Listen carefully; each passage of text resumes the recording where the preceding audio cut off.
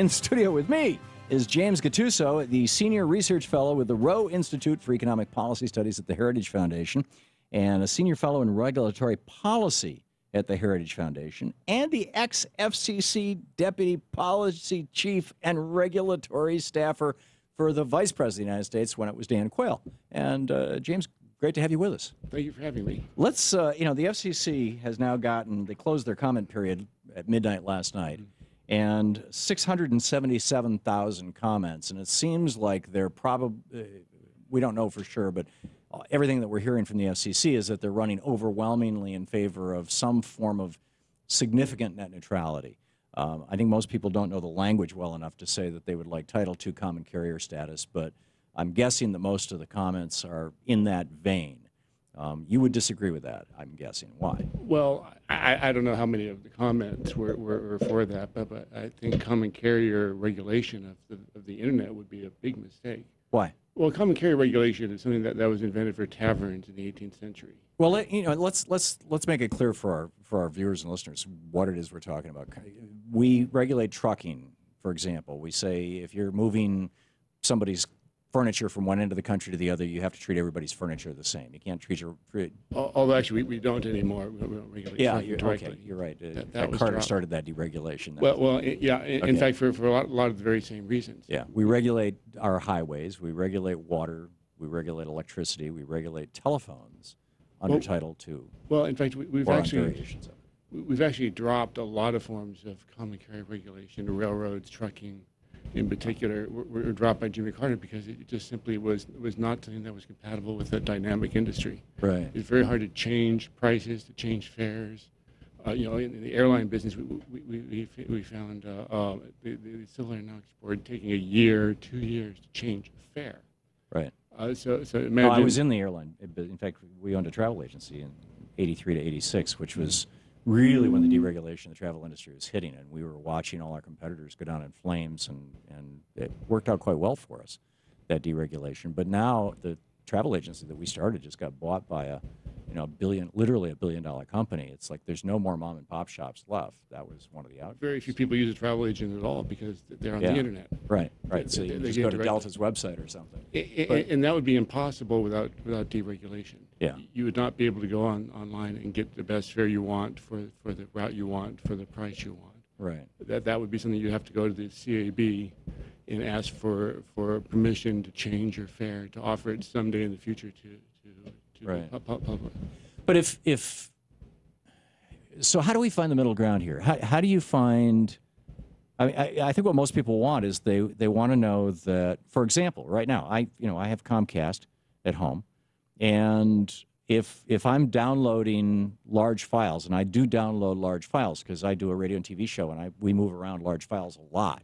Here's a clip from video clip that we're going to use next week. Sure. If I start downloading large files, after about 5 minutes, they throttle me down to about 2 MIPS down. Even though I'm paying for, I don't know what I'm paying for, a minimum of 10. I'm sure it's just as a consumer account, but they'll throttle me down. And so then I go in with a VPN, so I'm invisible to them. They don't know what I'm doing, and they throttle that down. And it's like, as a consumer, I have no recourse. And where I live, the only choice I have is Comcast. So this does not seem to me like an ideal situation. This is not how capitalism is supposed to work. Well, I don't know where you live. Most people. I live in the marina, in the public marina here in D.C., which provides, internet access and TV access through a single carrier to everybody who's got a boat down there. Okay. I mean, most U.S. residents have access to a telephone company, internet provider line, DSL, or a cable modem, or wireless. Well, I have wireless down there too. We use it as a backup, and it's on Verizon's network. But I'm lucky if I can get 600K out of that. I mean, the problem for cable companies is that their technology is more or less a shared line. Yeah. So if you're using a massive amount of data, you're taking that from your neighbors. So that's the reason they have to throttle you down if you're using a whole lot. Right. Verizon and AT&T, from what I understand, do not do that. But it seems to me perfectly reasonable that if you are using a lot of data, a lot of bandwidth, and it's coming from your neighbors. But I'm paying for it. My contract with them says that they would provide me with 10 MIPS. And they dial me down to 2. Well, then you have a contractual dispute. It's nothing to do with net neutrality. It's already in the law that they have to abide by their contracts. I mean, I think a lot of this comes down to a question of whether there's competition. do you have choice? Right. Well, isn't that the purpose of common carrier regulation, to guarantee competition? No. We had a lot of airlines before we deregulated the airline industry. Actually, we didn't. We had a lot of airlines who did not compete with each other. The CAB saw it as its mission to keep them from competing with each other because they did not want them to be challenged. They did not want them to go out of business. Well, yeah, deregulation did bring us Southwest. Yeah. I mean, remember, the airlines were against deregulation, right? Because they wanted to be protected. Right. Common carrier regulation, by and large, is a system where you maintain monopolies. It's for industries that are monopolistic, where there's no chance for competition. Right, and regulate them, where there's kind of a natural monopoly. But increasingly, I mean, we only have one water pipe coming into our house. It's a natural monopoly. You only have one septic system coming out of your house, natural monopoly. You only have one power line. It's a natural monopoly. Isn't the internet increasingly becoming a natural monopoly? I don't see it that way at all.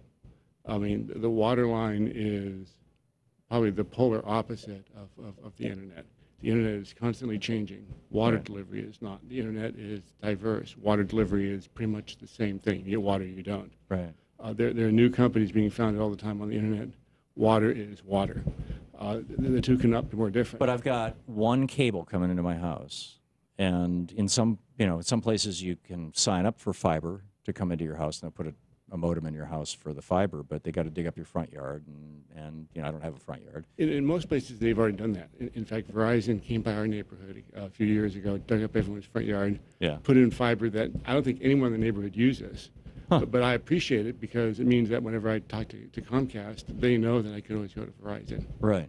But aren't duopolies, I mean, what you're saying is that if you have 2 or 3 competitors, that's as good as an infinite number of competitors. In France, what they say is that if you own the pipe, you can't discriminate against who's using it. And so, I mean, typical 100 Mbps download speed internet service in France is $22 a month. And that, by the way, includes telephone into 34 countries and 150 channels of television. So it's a pretty good deal. But what they say is, and we used to have this in Vermont when I lived in Vermont. We had what is now Verizon owned the copper, but a local phone company, SovereignNet, was they paid for use of the copper, and they provided actually our telephone service, and we got really good phone service for $25 a line. If we only had one network in the ground, there's an argument for that. I think even then there'd be downsides. Right. But the fact is, we have 2 networks in the ground in 95% of homes in America, plus miscellaneous wireless networks and new challengers. And the new challengers are sometimes big guys like Google, that's building Google Fiber around the country. So we have competition. Now, certainly, having 100 competitors is better than having 2 competitors or 3 competitors. Right. But remember, well, if you believe that, why wouldn't the Heritage Foundation come out and say we like the French system? Because that's a system made for one competitor. And having the government step in, the regulators step in and say, you use this part of the system and not that part of the system, you pay X amount or Y amount. But back in the 80s when I was running forums on CompuServe before there was an internet, and I was one of the early internet users, and there were literally thousands of internet service providers that you could use. We accessed them all over our telephone via originally a 300 baud dial-up, then a 1200 baud dial. I remember when 2400 baud dial-ups came along. It was a big deal. Yeah. But everybody had access to the copper of my phone company. Why not do that with the internet? I mean, basically, those ISPs were middlemen. Yeah. They were connecting you to a pre-existing network. Right. So, like most middlemen, if you can get rid of them, you can cut them out, buy directly from the supplier, you're better off. And the fact is, when we have 2 or 3, like I said, you'd rather have 100. Like Coke and Pepsi compete pretty well. Yeah. Boeing and Airbus. All right. You haven't convinced me, but you make a good case. James Gattuso, thanks for dropping by. Thank you. This is the Thom Hartmann Program. You can read James's work over at heritage.org. He's with the Senior Research Fellow of the Roe Institute for Economic Policy Studies. We'll be back.